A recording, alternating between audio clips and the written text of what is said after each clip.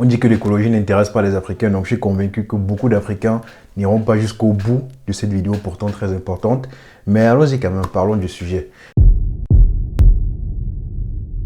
Donc la COP 2029 a encore damé le pion à l'Afrique en obligeant le continent à financer la lutte contre le réchauffement climatique plutôt que de financer son développement. Il s'agit là, parlons de la COP 29, de ce qu'on appelle en Afrique ennemi du progrès. Ennemi du progrès tout simplement. Mais bizarrement, l'Afrique continue d'y aller, les Africains continuent d'y aller. Pourquoi?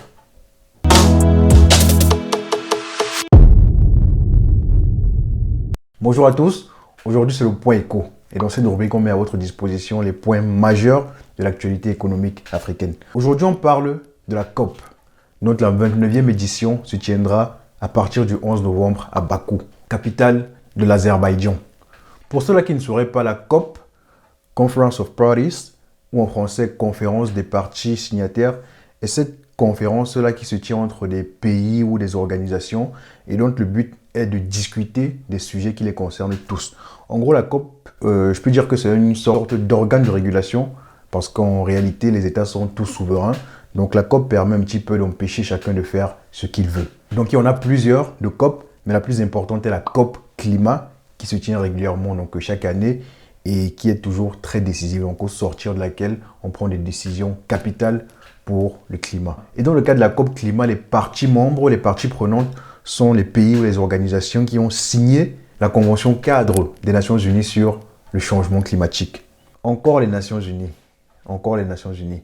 Donc comme on parlait, pour ça je vous propose de vous lire un article de Jeune Afrique, du moins une paraphrase que j'aurais faite de cet article-là. Et après ça, en deuxième partie, je vous donnerai mon avis sur la question, avis qui sera d'ailleurs pas très beau. Donc je vous invite à rester jusqu'à la deuxième partie de la vidéo. Mais pour commencer, je vais vous lire l'article de Jeune Afrique. Donc titre de l'article: la COP 29 de Bakou va-t-elle faire la part belle à l'Afrique?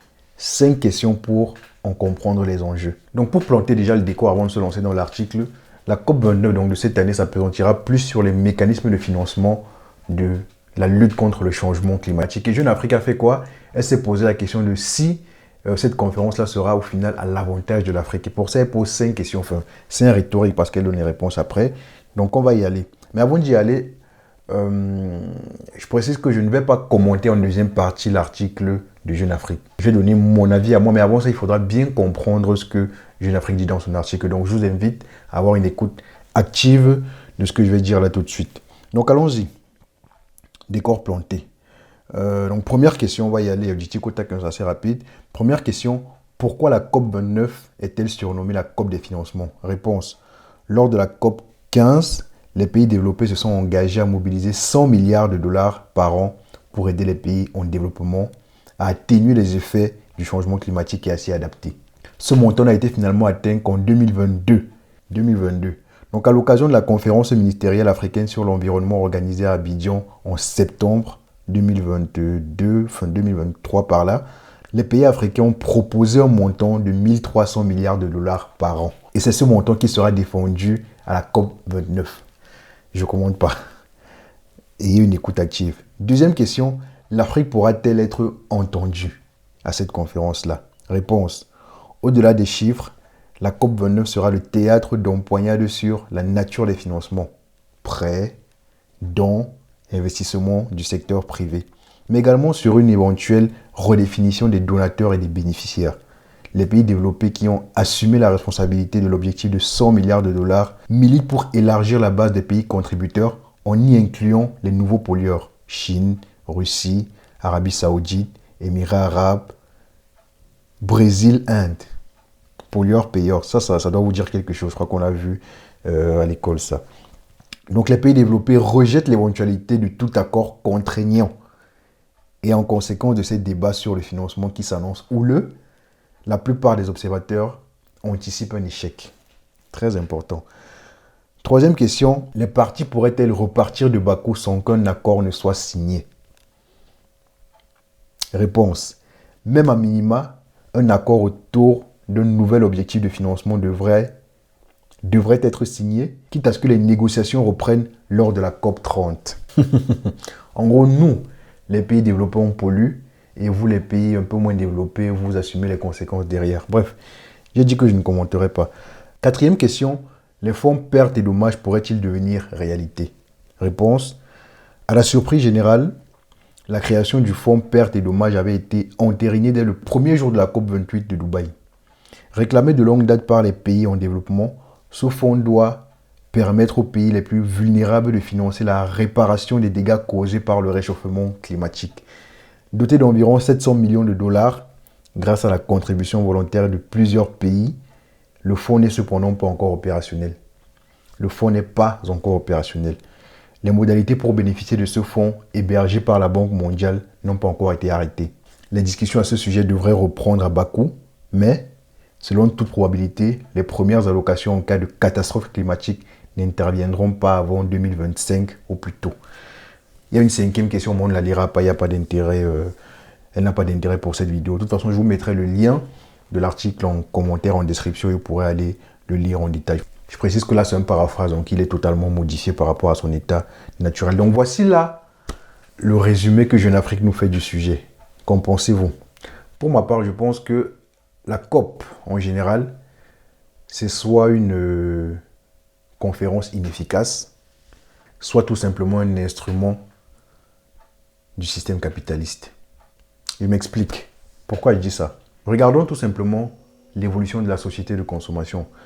Actuellement, en 2024, on est dans une sorte de spirale dans laquelle on produit de plus en plus et des biens très souvent inutiles, dans laquelle on développe de plus en plus de mécanismes pour susciter, pour provoquer, pour stimuler le désir d'achat et même la dépendance envers ces biens souvent inutiles là, ce qu'on appelle le marketing tout simplement. Et la règle elle est simple, la demande augmente le besoin en production, la production augmente le besoin en énergie et le besoin en énergie augmente tout simplement la pollution.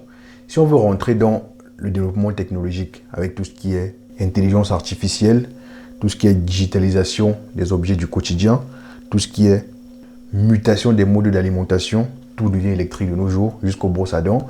Donc si on prend en compte tout cela, ça augmente une fois de plus le besoin en production énergétique et donc la pollution au final. Donc loin de moi l'intention de me positionner en expert sur cette question-là, mais il est clairement évident ici qu'on ne se dirige pas vers une réduction des émissions carbone, mais plutôt le contraire.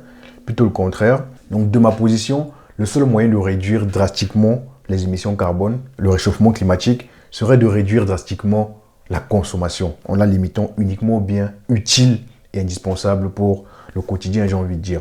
Combien d'objets possédons-nous et dont nous pouvons facilement nous passer? Combien? C'est énorme, c'est énorme. Et vous savez quoi?